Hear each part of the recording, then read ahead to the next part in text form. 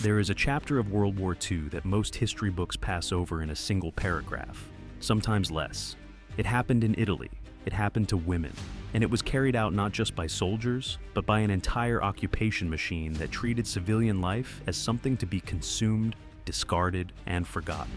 What you are about to hear is not a summary. It is the story, case by case, town by town, of what actually happened, and why it took decades for anyone to say it out loud. To understand what happened to Italian women under the Nazi occupation, you first need to understand how quickly everything fell apart. For most of the war, Italy fought alongside Germany as part of the Axis. Mussolini's fascist government had been in power since the 1920s, and the alliance between Rome and Berlin was presented to the Italian public as a natural partnership between two strong nations. But by the summer of 1943, the reality on the ground told a very different story. The Italian military had suffered catastrophic losses in North Africa and the Soviet Union. Civilian morale had collapsed. Allied forces had landed in Sicily in July, and within weeks, Mussolini himself had been arrested by his own government. On September 8, 1943, Italy announced an armistice with the Allies. In Berlin, Hitler received the news with cold fury. Within hours, German forces already present on Italian soil shifted from allies to occupiers. Operation Axa, the plan to disarm the Italian military and seize control of the country, was activated almost immediately. Italian soldiers who refused to surrender were, in many cases, shot on the spot. Thousands more were rounded up and sent to labor camps in Germany and Poland, where conditions were brutal and the survival rate was grim. But the soldiers were not alone in what was coming. The German occupation split Italy in two. Allied forces controlled the south and pushed northward. The center and north, Rome, Florence, Milan, Bologna, Venice, fell under German military control, administered through a puppet state called the Italian Social Republic, or the Republic of Salo, installed by Hitler and nominally led by the now rescued Mussolini. In practice, real authority rested with the German military and the SS. For the women living in these regions, in cities, in mountain villages, in coastal towns, in the countryside, life changed overnight, and not in ways that history has been fully honest about. The German forces that moved into northern and central Italy were not a single unified presence. They included the Wehrmacht, the regular German army, the SS, the ideological enforcement arm of the Nazi regime, the Gestapo, the secret police, and various auxiliary units. They requisitioned homes, seized food supplies, established curfews, and implemented forced labor that pulled men away from farms and factories. Women were left to manage households, care for children and elderly relatives, and navigate daily life under an occupation that regarded them at best as an inconvenience, and at worst as a resource to be exploited. What happened in the villages of Lazio when German forces passed through in the spring of 1944, and why those events were covered up for almost 30 years. The Chioccia is a hilly, rural region in the province of Lazio, south of Rome. In early 1944, it sat directly in the path of the Gustav Line, the German defensive fortification that stretched across the Italian peninsula and was the primary obstacle between the Allied forces in the south and Rome in the north. For months, the area was a war zone in the most literal sense. Allied bombing, German artillery, and then, in May 1944, the Allied offensive that finally broke through the Gustav Line, sending German forces into rapid retreat northward through exactly this region. What happened in those weeks of retreat has a specific name in Italian, Marochinate. It refers to the widespread violence committed against the civilian population by Moroccan soldiers serving in the French Expeditionary Corps, a unit of the Allied forces. The violence was real, extensively documented, and affected hundreds, possibly thousands, of women and men across dozens of villages. It is a crime that deserves its own full reckoning, and it has, to some degree, received it in Italian historical memory. But there is another chapter of Chiocciaria's wartime suffering that has received far less attention. What German forces did to the civilian population before the front even moved. During the long months of the German occupation, from the autumn of 1943 through the spring of 1944, women in the Chiocciaria were subject to systematic violence carried out by German soldiers. This was not a matter of isolated incidents.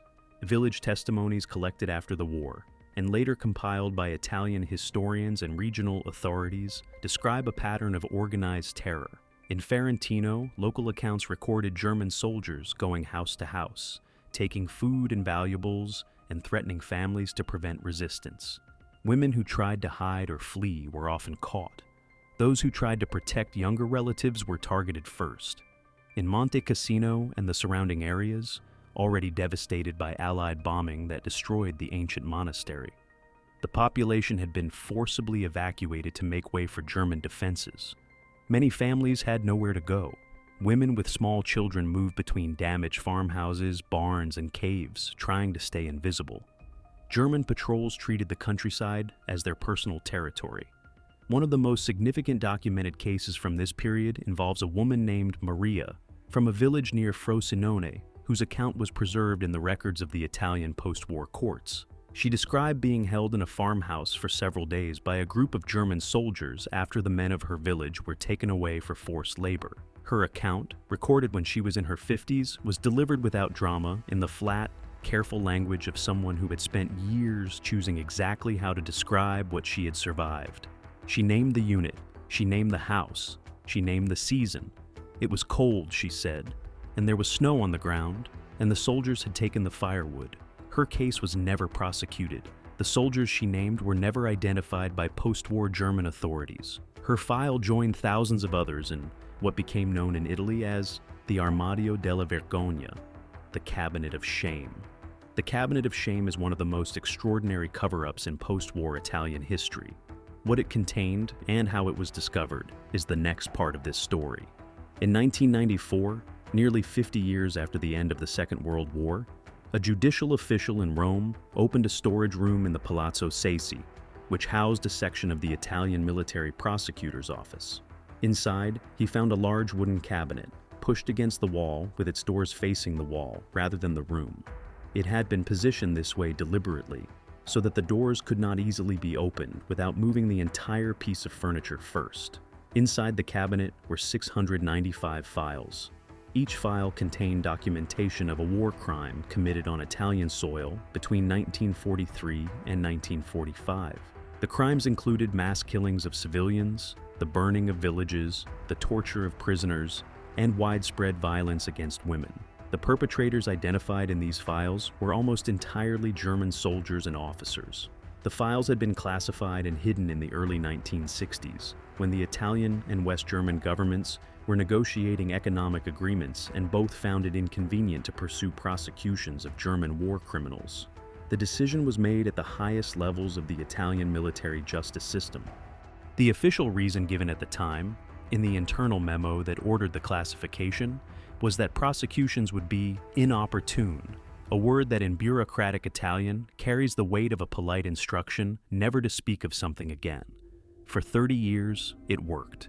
The families of victims, the survivors, the witnesses, all of them were told, when they inquired, that investigations were ongoing, that the process was slow, that justice would come. It did not come. The files sat in the dark, facing the wall. When the cabinet was finally discovered and opened in 1994, the contents were turned over to Italian prosecutors. Some investigations were reopened. A small number of German officers were tried in Italian courts in absentia. The accused, by then elderly men in Germany, were convicted without attending their own trials, since Germany refused to extradite them. Several received life sentences that were never enforced. Among the 695 files, a significant portion documented violence against women, not peripheral to the war crimes recorded, central to them. In village after village, the pattern repeated. German forces would arrive, secure the area, remove or kill the men, and then impose their control over the women who remained. This was not chaotic or spontaneous. It was structured. It followed the occupation. Historians who examined the files after 1994 noted that the accounts were internally consistent across cases that had been collected independently, from different regions, by different investigators. Women who had never met each other, living in villages hundreds of kilometers apart, described the same methods, the same timing, the same behavior. This is the mark of institutional conduct, of something permitted or at minimum not prevented at a command level, but the Cabinet of Shame documented what had already happened. What was the experience of women living through the occupation in real time, trying to survive in cities like Rome and Florence? The next part of this story moves into the urban occupation, and it is darker than most people realize. Rome was declared an open city by Mussolini in 1943, which was supposed to mean that it would not be defended militarily and would therefore not be bombed or subjected to the violence of combat. In practice, what it meant was that the city was handed over to German control in a more or less orderly fashion, and that the civilian population had no protection at all. The German occupation of Rome lasted from September 1943 to June 1944, 9 months. During that time, the city was administered by a German military commander, and the SS, under Herbert Kappler, operated a detention and torture center at Via Tasso, a building in a quiet residential neighborhood that became one of the most feared addresses in wartime Italy. For Roman women, the occupation created a particular kind of daily terror that worked on several levels simultaneously. The first was the roundup of Jewish Romans. In October 1943, just weeks after the occupation began, the SS organized the deportation of Rome's Jewish community. On October 16th, German soldiers moved through the Old Jewish Quarter and surrounding neighborhoods, pulling families from their homes at dawn. Over 1,000 people were taken, loaded onto trucks, and transported to a collection point before being sent north to Auschwitz. The majority never returned. The women among the deportees, mothers, grandmothers, young women, girls, faced the full machinery of the Nazi extermination system. What awaited them at Auschwitz was selection on the arrival platform. Those deemed capable of work to one side, the rest directly to the gas chambers. Elderly women, women with young children, women who were pregnant, most were killed within hours of arrival. The records from Auschwitz show that of the more than 1,000 Roman Jews deported in October 1943, only a few dozen survived the war. But the terror in Rome was not limited to the Jewish community. The broader civilian population lived under a system of collective punishment that made ordinary life profoundly dangerous. After the killing of 33 German soldiers by Italian partisans in Via Rasella on March 23, 1944, Herbert Kappler ordered the execution of 10 Italians for every German killed. Within 24 hours, 335 civilians were taken from prisons, streets, and homes, transported to the Ardeatine caves on the outskirts of Rome, and shot. Their bodies were sealed inside with dynamite. Among them were resistance detainees, Jews held since the October roundup, and individuals who appear to have simply been in the wrong place.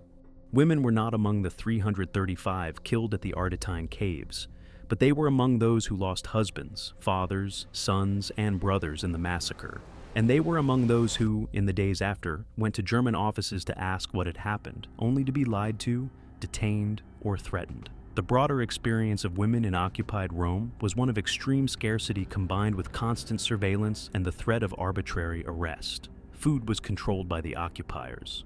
The black market was dangerous. Participation could mean arrest, and arrest meant via Tasso, where SS interrogation methods left prisoners maimed or dead. Women involved in the resistance, carrying messages, hiding Jewish families, sheltering escaped Allied prisoners, did so knowing exactly what capture meant, and many of them were captured. Among those captured were women, whose names have only become known in recent decades. One of them was a 24-year-old Roman woman whose story cuts to the heart of what female resistance looked like under the occupation, and what it cost. Carla Caponi was born in Rome in 1918. By 1943, she was 24 years old, university educated, and deeply opposed to the fascist government she had grown up under. When the German occupation began, she joined the Gruppi di Azione Patriottica, the GAP, a small cell-based resistance organization that operated in Rome under the overall direction of the Italian Communist Party, but drew members from across the political spectrum. The GAP was responsible for the Via Rasella attack in March 1944. Caponi was directly involved in the operation, providing the coat used to conceal the explosives. She was one of the few people in the immediate area who knew exactly what was about to happen. After the massacre at the Ardeatine caves, the German reprisal that followed, Capone and the other surviving members of the GAP went deeper underground. She spent the remaining months of the occupation moving between safe houses, hunted by the Gestapo, carrying weapons and documents through the city in the kind of daily routine that would have meant immediate arrest and almost certain death if she had been stopped and searched at any of the routine German checkpoints. She was not the only woman doing this. The Italian resistance as a whole included a significant number of women in roles that were far from peripheral. Women served as staffette, couriers, moving between cells and carrying information the resistance needed to function. They stored weapons, forged documents, and hid people. A large number of Jewish Italians who survived the occupation did so because of networks largely organized by women who had no formal connection to any resistance group, but simply decided they were not going to let their neighbors be taken. These women operated without any of the frameworks that support soldiers. No uniforms, no rank, no unit. If caught, they were treated as criminals rather than prisoners of war, with no protection under any conventions. The SS processed captured resistance members through via Tasso, using methods specifically designed to break people who had chosen silence over disclosure. Women who survived via Tasso described a complete stripping away of everything familiar. The cells were small, dark, and cold. Interrogations came without warning. Some women were held for weeks before being released, which usually meant the Germans had extracted everything useful, or transferred to prisons in Germany and the occupied territories. A number of the women arrested in Rome during the occupation were transferred to Ravensbrück, the German concentration camp in Brandenburg, designated specifically for female prisoners. At its peak, it held over 50,000 women from across occupied Europe. Italian women there, resistance members, Jewish women, those arrested for helping partisans, found themselves in an environment where their language was spoken by almost nobody, where camp administration was conducted entirely in German, and where the prisoner hierarchy was brutal and often deadly. But Ravensbrück was not the worst destination for Italian women who fell into German hands. For the Jewish women of northern Italy, caught in the dragnet of deportations that continued through 1944 and into 1945, the endpoint was different and the survival rate was close to zero. The deportation of Italy's Jewish population did not end with the October 1943 roundup in Rome. It continued in waves for nearly 2 years, carried out by the SS with the active cooperation of the Italian Social Republic, the puppet government installed by the Nazis in northern Italy. The Italian Social Republic was not a functioning state in any meaningful sense. It was an instrument of German control, and one of its primary functions was assisting in the identification, arrest, and deportation of Jewish Italians, through compiled lists of Jewish residents, Italian police conducting arrests, and transit camps where detainees were held before being sent to extermination facilities in Poland and elsewhere. The most significant of these transit camps was the Risiera di San Saba, located in Trieste, in the far northeast of Italy. The Risiera di San Saba was the only camp on Italian soil to be equipped with a crematorium, and it was used both as a transit point for deportees and as a direct execution site. Prisoners brought to San Saba included Jewish men, women, and children, as well as Italian partisans and Slovenian civilians arrested during German anti-partisan operations in the border region. The physical conditions at the Risiera were extreme. Survivors described cells so overcrowded that prisoners could not sit or lie down.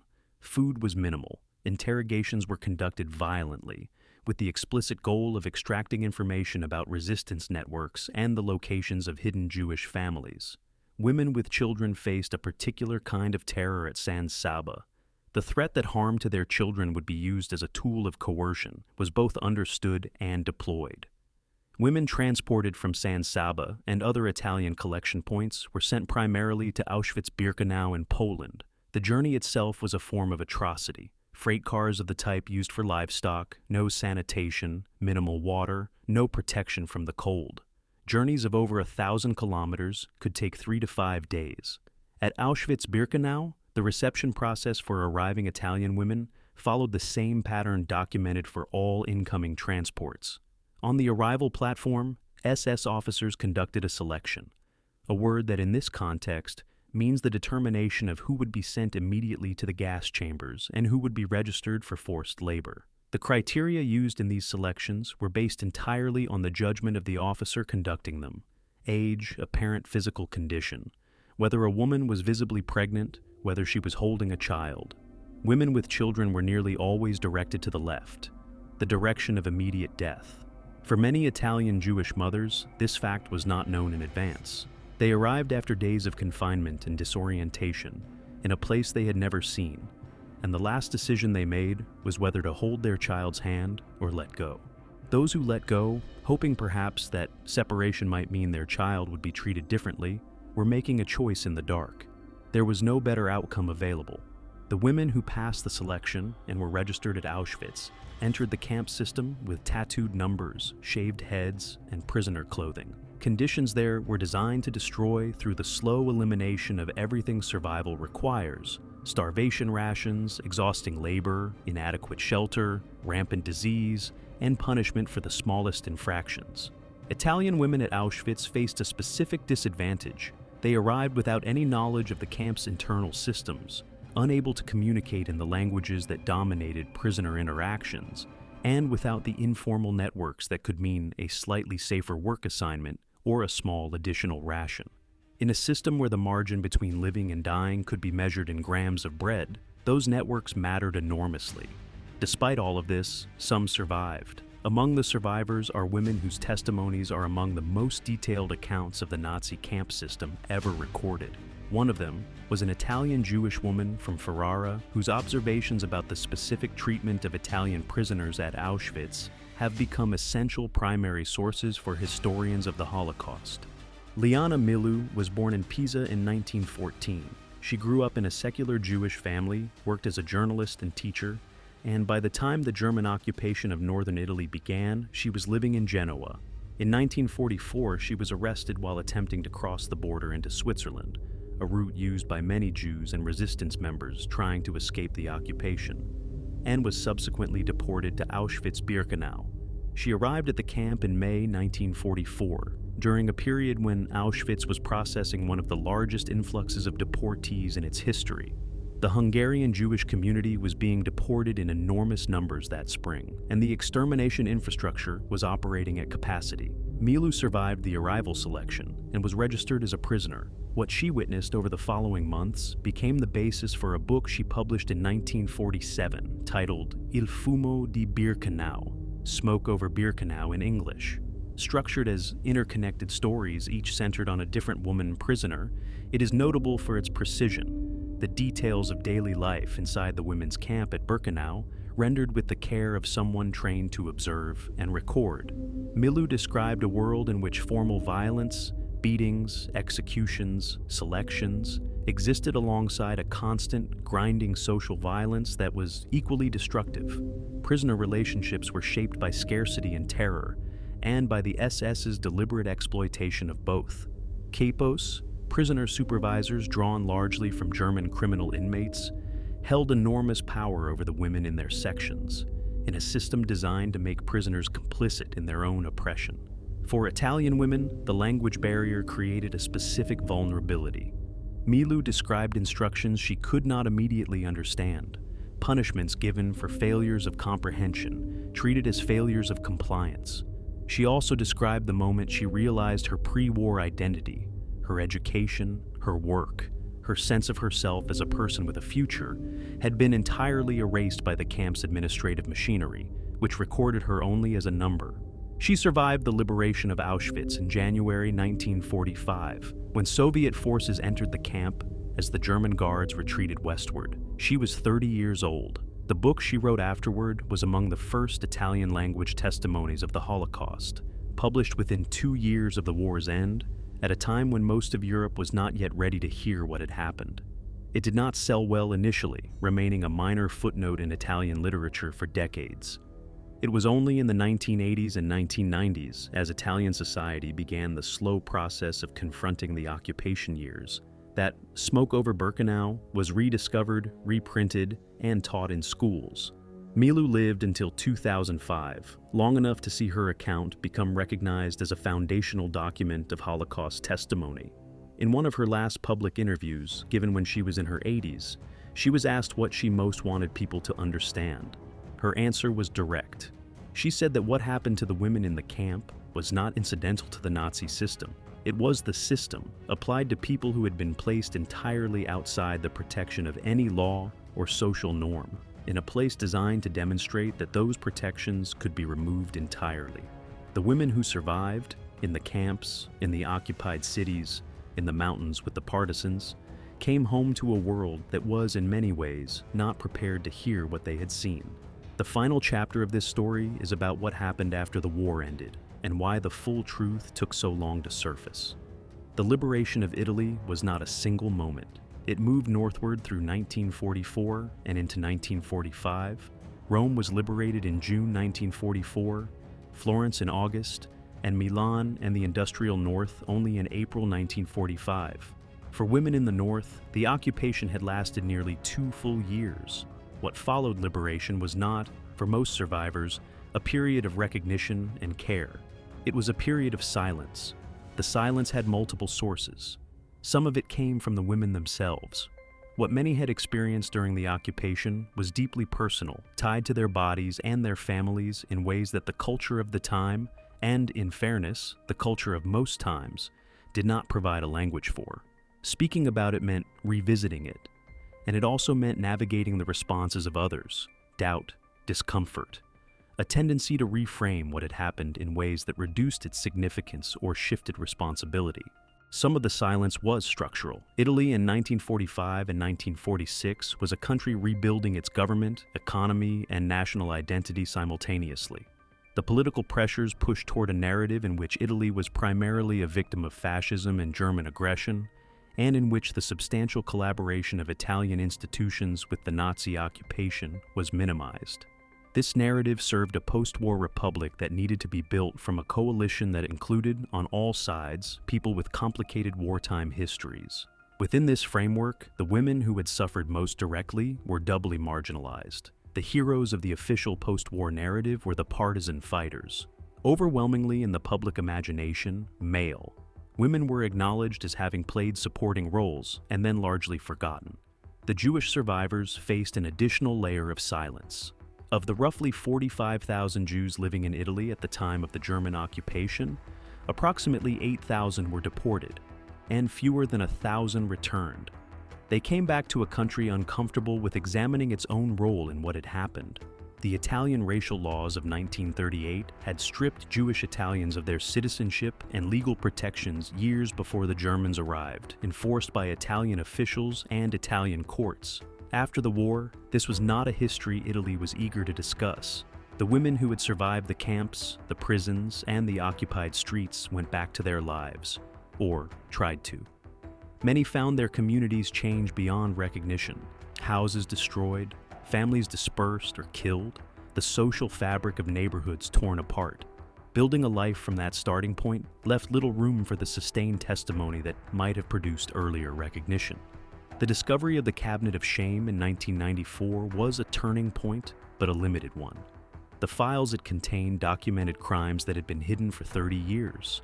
Some prosecutions followed, but the structural barriers to justice, Germany's refusal to extradite elderly veterans, the deaths of key witnesses and perpetrators alike, the sheer volume of cases, meant that accountability was partial at best. What the discovery did change was the public conversation. Italian historians, journalists, and politicians began examining what had been suppressed, and oral history projects that had quietly collected survivor testimonies since the 1970s received renewed attention. The accounts of women, in the camps, in the occupied cities, in the rural regions swept through by retreating German forces, entered the historical record more fully than before. It is an incomplete record. Many of the women who survived are no longer alive. Many who could have spoken chose not to, for all the reasons silence can seem preferable. What has been preserved is a fraction of what happened, but it is enough to understand the scale of what was endured, and to understand that the women who lived through the German occupation of Italy were not footnotes to the larger story of the Second World War. They were the population that the occupation was, in large part, directed against. They bore the weight of it in ways that were specific to their position, as mothers, as daughters, as Jews, as resistance members, as civilians trying to survive in a landscape that had been turned over to organized violence. Their history is not separate from the history of the war, it is the history of the war, seen from the inside. If you enjoyed this video, please like and subscribe to our channel so you never miss out on more history documentaries.